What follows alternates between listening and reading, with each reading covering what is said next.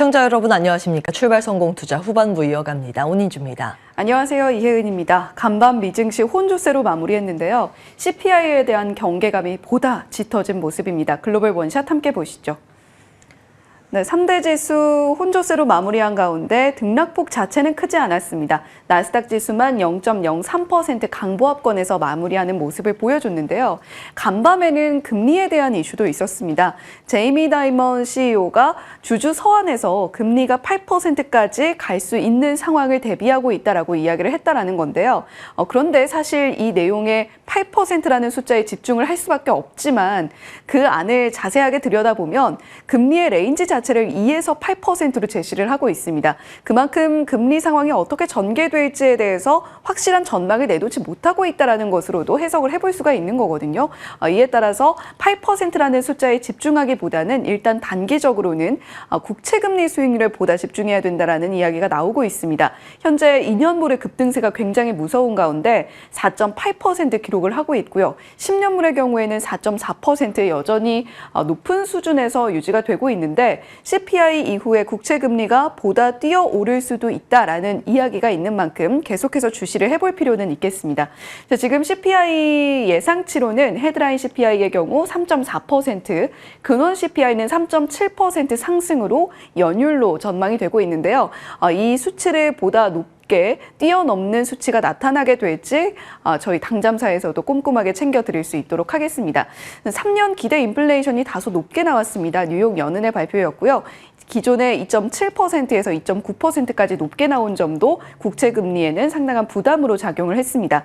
자, 제이미 다이먼 CEO의 말과는 다르게 굴스비 총재의 경우에는 지금 상당히 높은 수준의 제약적 금리가 경제 상황에 즉각적으로 영향을 미치는 부분은 없는지 우리가 신중하게 생각을 해야 될 시점이 찾아왔다라는 이야기를 내놨습니다.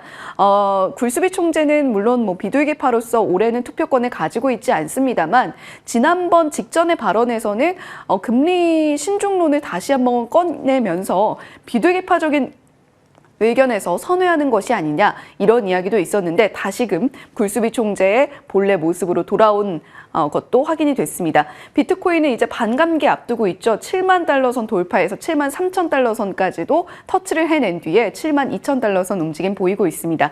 금은 여전히 계속해서 높은 수준 유지하고 있는데요. 2,350달러 선 목전에 두고 현재 움직임 나타내고 있고요.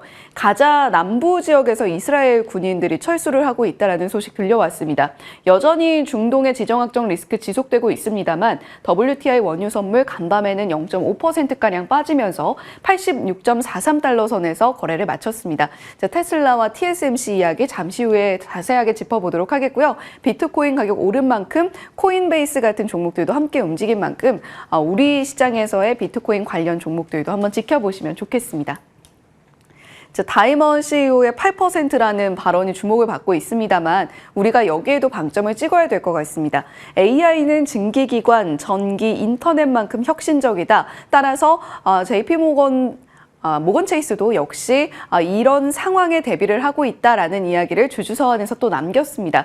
다이먼도 주목하고 있는 AI 관련주들 일단 간밤에는 아주 큰 폭의 상승폭을 나타내지는 못했고요. 엔비디아가 1%가량 빠졌고 인텔은 거의 2%가량의 낙폭을 보여주기도 했습니다. 러셀 2000과 필라델피아 반도체 지수는 오름세를 나타낸 반면에 지금 다시 공탐 지수 66포인트까지 올라서는 모습도 간밤 미증시에서 확인이 됐습니다. TSMC에 대한 보조금 지급 결정이 나왔습니다. 사실 한 50억 달러 선에서 보조금 규모가 결정이 될 것이다 라는 보도가 있었는데 그를 훨씬 상회하는 66억 달러로 보조금 규모가 발표가 됐고요. 저리 지원 같은 이 보조적인 추가 금액도 한 50억 달러 선에서 결정이 됐습니다. 자, 이에 따라서 인텔이 85억 달러, TSMC가 66억 달러를 가져가게 된 셈인데 기존에 물론 계속해서 보조금 지급 대상 기업으로 발표가 됐던 기업들은 상당히 많이 있습니다. 그런데 일단은 우리는 삼성전자의 보조금 지급 결정을 앞두고 있는 만큼 TSMC가 많은 금액을 가져간 것이 조금은 아쉽게 느껴지기도 하는데요. 지금 TSMC는 이번 보조금 지급과 함께 기존의 400억 달러를 투자하겠다는 계획도 훨씬 더 확장해서 650억 달러를 투자하겠다라고 이야기를 내놓고 있습니다. 삼성전자도 지금 확실하게 이야기를 하고 있지는 않습니다만 월스트리트 저널 보도에 따르면 기존에 170억 달러 투자하기로 했다가 440억 달러까지 확대해서 투자하겠다라는 이야기도 들려오고 있거든요. 그런데 이런 부분들이 확정이 된다라고 한다면 삼성전자가 한 13%가량 미국에서 칩스법 보조를 통해서 공장 설비에 대한 지원을 받게 됩니다. 자, 지금 삼성전자의 보조금이 이르면 다음 주에 발표가 될 것이다라는 이야기가 나오고 있는데 우리가 이 가운데에서도 놓치지 말아야 될 또 하나의 기업이 바로 SK 하이닉스죠. 지난주에 인디애나주 웨스트라피엣에 5조 원가량을 투자해서 새롭게 공장 짓겠다라고 이야기를 내놓은 SK 하이닉스입니다. SK 하이닉스도 물론 지금 보조금 신청을 내놓은 상태이기는 한데 인텔과 TSMC 거기다가 삼성전자가 60억 달러 이상의 보조금을 받게 된다면 기존의 칩스법에 배정되어 있던 금액의 한 40%가량이 이 세 기업에 돌아가게 됩니다. 따라서 SK 하이닉스는 칩스법에서 규정하고 있는 설비 투자 금액의 15%까지는 받지 못하게 될 수도 있다라는 이야기 나오고 있으니까 체크해 보시면 좋겠고요. 추가적으로 디램 가격에 대한 이슈도 있었습니다. 디램과 낸드 가격 20% 이상 인상될 것 같다라는 보도가 디지타임즈에서 나왔고요. 마이크론은 지금 현재 20% 인상에 대한 통보를 한 상황이고 여전히 가격 협상 중이라고 합니다. 이와 관련해서 우리 기업들도 함께 지켜보시면 좋겠고요. 자, 간밤에는 테슬라의 주가가 크게 올랐습니다. 4.8%, 5%에 육박하는 상승폭 보여줬고요. 리비안, 루시드, 샤오펑 같은 전기차 종목들 일제히 오름세를 나타냈습니다. 이 배경에는 어제 당잠사에서도 전해드렸듯이 테슬라가 8월 8일 공개하기로 했던 로보택시 이슈가 있었는데요. 이 로보택시를 바라보는 아이비들의 의견은 다소간 엇갈리는 모습을 보여주고 있습니다. 모건 스탠리는 여전히 비중 확대의 목표가 310달러로 굉장히 높게 잡고 있기는 한데 올해는 아무래도 인도량의 감소세를 면치 못할 것 같다. 단기 약세 시나리오 제시를 하고 있고요. 번스타인은 언더퍼폼, 그러니까 시장 수익률보다 테슬라의 수익률이 하회할 것이다 라는 이야기를 하고 있습니다. 비아디와 비교를 했을 때 주행거리 면에서 가격 면에서 테슬라가 여전히 우위를 점하기 좀 어려워 보이고 로보택시가 과연 차기에 테슬라의 먹거리가 될지도 다소간의 의문이 든다라는 이야기도 하고 있습니다. 자, 우리가 주목해 볼 만한 것은 도이체방크의 매수 등급 부여인데요. 도이체방크는 이런 이야기를 하고 있습니다. 이번 테슬라의 로보택시가 테슬라를 자동차 OEM 기업에서 완전한 AI 기업으로 탈바꿈할 수 있는 그러한 계기가 될 수 있을 것으로 본다라는 의견을 리포트에서 내놓고 있는데요.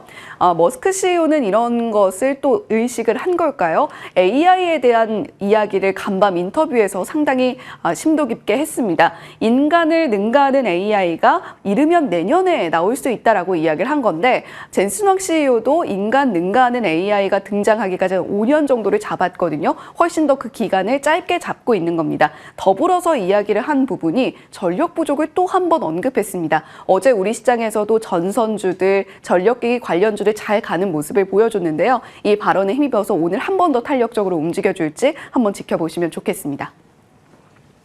네, 이렇게 간밤 미증시 굉장히 조심스러운 모습을 보여줬습니다. 보합권 내에서 등락을 거듭하는 모습을 보여주고 있네요. 우리도 아마 오늘 불확실성, 회피 심리가 자리할 가능성이 있습니다. 내일 우리 휴장이잖아요. 네. 총선의 결과도 목요일에 반영이 될 거고 목요일 우리 시장은 옵션 만기일이기도 하고 우리가 쉬는 사이에 아주 중요한 미국의 물가지수 CPI 발표치를 또 목요일에 반영시키기 때문인데 어떻게 해야 될까요? 내부 상황들 자세히 점검하면서 투자의 포인트 맞춰보겠습니다. 자, 한국의 총선 그리고 중동의 분쟁 이러한 불확실성에 대한 우려감이 시장에 자리했죠. 특히 코스닥 시장 1% 넘는 약세 나타났습니다. 2차 전지 그리고 반도체 소부장이 모두 부진한 모습이었는데요. 외국인과 기관 동반 매도 포지션이었습니다. 그나마 좀 다행이라고 해야 할까요? 2차 전지가 오후장 늘어서 낙폭을 꽤 많이 만회했고 코스닥 시장 시총 상위 2차 전지 밸류체인 중에서 플러스 마감에 성공한 종목도 꽤 많이 있었습니다. 이슈는 LG 에너지 솔루션인데 1분기 어닝 쇼크였습니다. 그로 인해서 LG 엔솔은 장중에 52주 신저가까지 추락하기도 했는데 종가상에서는 많이 이제 낙폭을 만회하면서 마무리가 되긴 했습니다. 자세한 이익을 보면요. 미국의 IRA 보조금을 제외했을 때 사실상 적자 수준이라는 데 시장은 주목했고 장 초반에 투자 심리가 얼어붙는 모습이었습니다. 그와 함께 에코프로의 북미 공장 속도 조절 소식에 에코프로 주가 6% 넘게 약세 흐름 돌려내지 못하면서 마무리가 됐죠. 아무래도 전기차 수요가 둔화하기 때문에 생각보다 북미 공장 짓는 게 늦어지고 있다라는 쪽에 시장은 좀 초점을 맞추기 시작했습니다. 이 전기차 수요 둔화라는 악재, 리스크 요인은 지속해서 체크를 해보셔야겠습니다. 어찌되었든 낙폭과대에 대한 관심이 좀 점증되고 있는 구간이긴 합니다. 투자 포인트 자료 옮겨서 잠시 후에 개장 중계 때 받아보도록 하고요. 코스피 보겠습니다. 어제 강보합 마감에 성공을 했습니다. 삼성전자가 보합 마감에 성공을 했고 삼성전자가 버텨주자 그 영향을 받아갔습니다.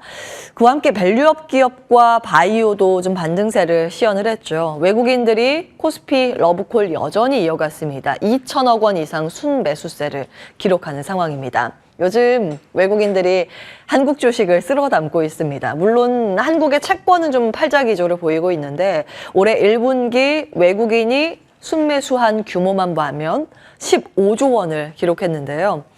1998년 이후 최대치, 이 수치를 집계하기 시작한 이래로 최대치입니다. 그러니까 사상 최대죠. 외국인들이 이 유례없는 러브콜을 우리 시장에 보내고 있습니다. 종목 가운데서는 삼성전자와 현대차 가장 많이 산 것으로 집계됐습니다. 최근 한 달간으로 시계열을 좀 좁혀볼까요? 코스피 안에서는 외국인이 6조 원을 순매수했는데 그중에 반도체 쓸어 담았습니다. 6조 원 가운데 5조 원 넘게 삼성전자의 러브콜이 집중됐고요. SK하이닉스 4,800억 원 순매수 집계가 됐습니다. 거의 한 90% 정도 반도체에 집중됐죠. 자, 그 다음에 특징이 있는데요. 반도체는 투톱을 나란히 쓸어 담았는데 나머지 업종은 2등주 팔고 1등주를 담았습니다. 자동차는 기아 팔고 현대차 샀고, 바이오는 셀트리온 팔고 삼성 바이오 로직스 담았고, 엔터에서는 JYP 엔터 팔고 하이브를 담았습니다. 외국인들이 사는 종목 관심 있는 분들은 참고해 보셔야겠습니다. 자, 어제 순매매 종목들 다시 한번 정리해 볼 텐데, 외국인들이 유가증권 시장에서 삼성전자, 현대차, 셀트리온, 포스코홀딩스, HD현대 일렉트릭 순으로 담았습니다. 반도체 혹은 코스피 인덱스라고 볼 수 있겠죠. 그리고 밸류업 기업, 일부 바이오 이슈 있는 종목, 그리고 이거는 2차 전지라기보다 이제 철강 쪽인데 잠시 후에 이슈 체크해 드리겠습니다. 철강과 전력기기, 인프라 쪽, HD현대 일렉트릭까지 담았고, 판 종목은 SK하이닉스, LG화학, 네이버, LG에너지솔루션, 한미반도체 순이었습니다. 삼성전자가 장중에 52주 신고가를 경신했죠. 보합 마감이긴 했는데 증권가에서는 어제만 4곳에서 추가로 목표 주가를 상향 조정했습니다. 이제 최상단은 10만 원에서 11만 5천 원까지 제시가 되고 있습니다. 단기간에 오른 만큼 조정을 주의해야 한다는 분석도 있는데 증권가에서는 긴 관점에선 삼성전자 간다 이렇게 목소리 내고 있고요. 이제 단기 이슈들 리스크 요인은 보셔야겠습니다. 어제 삼성전자 노조 파업 쟁의권 확보 소식으로 사상 첫 파업은 현실화가 됐고, 대규모 매도 이슈입니다. 이부진 사장의 삼성전자 주식 블록딜 추진 소식인데 지분율로 보면 0.09%, 금액으로 보면 4,400억 원 규모입니다. 상속세 납부를 위해서겠죠. 블록딜로 추진을 하는 거기 때문에 받아갈 주체를 선정해 놓고 시간 외 거래에서 이제 이루어지는 거기 때문에 사실상 잘만 이루어진다면 이게 시장 안에 영향을 주기는 좀 제한적일 것이라는 목소리도 있습니다. 참고해 보시고, 나머지 반도체 주요 일정 정리했습니다. 내일 TSMC 실적 발표 있고 26일에는 SK하이닉스 잠정 실적 발표 있습니다. 실적이 잘 나와줘야겠죠. 삼성전자가 스타트를 잘 끊어서 지금 삼성전자 외에 나머지 상장 기업들의 이익 기대감이 점차 올라가고 있긴 합니다. 저 PBR주 약진도 어제 두드러졌습니다. 총선을 앞두고 불확실성은 남아 있는데 최근 3거래일간 시세의 연속성이 포착되고 있습니다. 어제 하루만 보면 현대차, 기아 모두 3% 이상 강세 흐름을 보였고 금융, 보험과 은행권 그리고 전기가스업까지 상승세를 시현했는데요. 총선의 악재에 있긴 있는데 이게 이미 반영이 됐다라는 시장의 시각이 나타나고 있습니다. 사실 3월 이후에 이 총선 결과 여론조사상 내용이 이 주가에 반영이 되면서 고점 대비했을 때 대부분의 종목이 10% 넘게 빠져 있었는데요. 지난주 목요일부터 추세 반등이 일어나고 있습니다. 누적 등락률 보면 코스피 0.4% 오를 동안 자동차 5% 이상 뛰었고요. 은행 2.5%, 증권 1.5% 모두 아웃퍼폼 하고 있죠. 그래서 일부 증권사에서는 밸류업을 다시 주목을 해야 한다. 이렇게 커버를 하고 있습니다. 자, 이 밖에 내용이 하나 빠졌네요. 이 총선 일정과 무관하게 5월에는 이 관련 세부안이 밸류업 프로그램 세부안이 이제 발표될 예정이기도 하고 앞선 해당 종목들의 실적 발표가 줄줄이 예고되어 있는데 대부분 실적 양호할 것이라는 컨센서스가 맞춰지고 있습니다. 그렇기 때문에 총선 이후에도 이러한 일정과 체크 포인트를 삼아봤을 때 매력적인 구간에 진입했다라는 분석 함께 챙겨드립니다. 현대차, 기아 속도 조절이 아닌 정면 돌파를 선언하고 있습니다. 지금 전기차 수요가 침체되면서 GM, 포드 등의 해외 기업들, 테슬라까지요. 다들 이 속도 조절 카드를 꺼내 들고 있는데 정반대로 현대차와 기아는 정면 돌파로 승부수를 계획하고 있습니다. 올해 예고했던 그대로 전기차 신차 출시 방침을 밝히고 있는데요. 아이오닉 9 하반기까지 출시 계획 다시 한번 확인을 해줬고요. 수출 가속을 위해서 국내 공장 지금 증산 체제에 오히려 돌입하고 있습니다. 해외 인기 브랜드, 인기 라인들은 지금 매주 특근 상태가 진행되고 있고요. 수출에 우호적인 환율 여건이 지속되고 있어서 즉 환율의 상승, 원화의 약세, 달러의 강세죠. 그러면 수출 기업은 유리합니다. 이때 당기고 보자라는 걸까요? 증산으로 수익 극대화에 집중되고 있다라는 분석 나옵니다. 그리고 또 한 가지, 인도 시장을 좀 더 공략할 것으로 이야기가 되고 있는데 인도 시장에서 판매되는 전기차 모델에 현지 배터리를 탑재할 방침을 밝히고 있습니다. 인도 배터리 전문 기업인 엑사이드 에너지와 MOU를 체결했는데 엑사이드 에너지에서 LFP 배터리 셀을 개발해서 현대차에서 만든, 기아가 만든 자동차에 이 배터리를 탑재해서 판매하겠다라는 보관인데요. 지금 인도 시장은 이렇습니다. 2030년까지 전기차 판매 비중을 30%까지 끌어올리겠다는 목표를 설정하고 있고 그래서 인도 정부에서 전기차 생산 업체에 이 인센티브 지원책을 방침을 이미 이제 세우고 있는 상황입니다. 요거 이제 받겠다라는 내용이겠죠.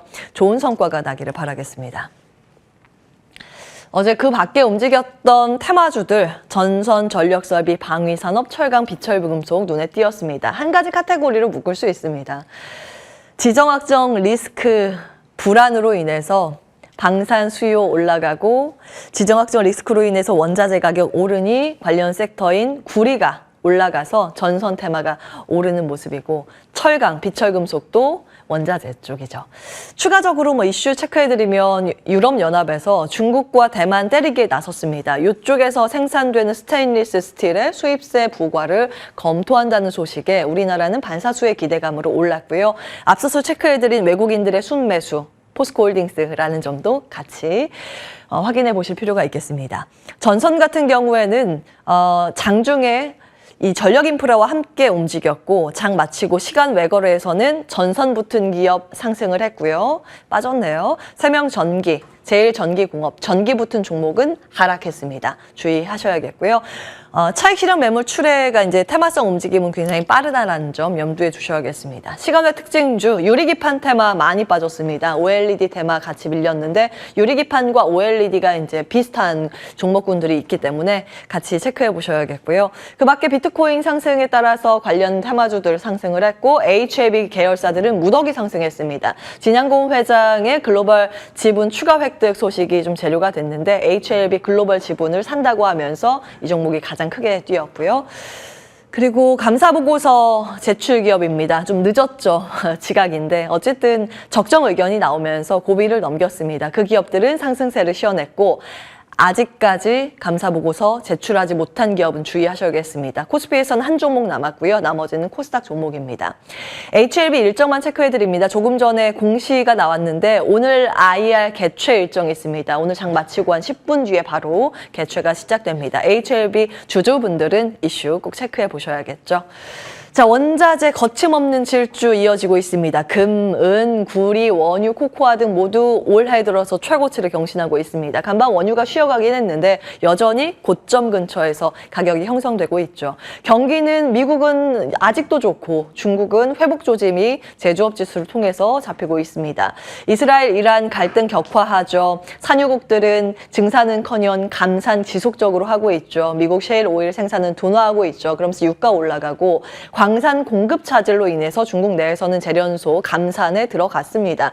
그래서인지 지금 모든 자산군별로 따져봤을 때 가장 큰 수익을 나타내고 있는 쪽은 원자재입니다. 원자재 1등, 그 다음이 미국, 선진국, 한국, 신흥국 순입니다. 원자재 선물 기반의 ETN도 최근 들어서 좀 한 달 사이에 급등세를 시연을 하고 있는데요. 그래서 원자재 관련 레포트를 좀 정리해 봤습니다.